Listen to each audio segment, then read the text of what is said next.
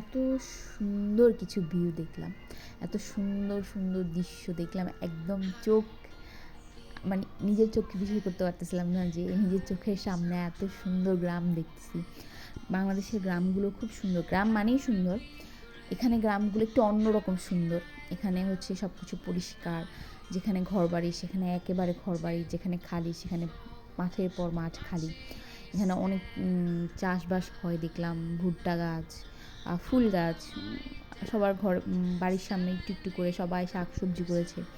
এখানে সবচেয়ে ভালো লাগছে একটা দৃশ্য দেখে যে এখানে যে পাহাড়ের উপরে বাড়ি, এর মাঝখানে রাস্তা, পাহাড়ের মাঝখানে রাস্তা কিন্তু গাড়ি উঠছে, গাড়ি উঠে হয়তো বা নিজের বাসায় যাচ্ছে, নিজের বাড়িতে যাচ্ছে। তো এটা খুব অবিশ্বাস্য ছিল, যদি আমি সেটা ফিল্ম করতে পারি না, সব তো আর ভিডিও করা যায় না, কিছু কিছু জিনিস নিজের চোখে দেখে শান্তি পাওয়া যায়।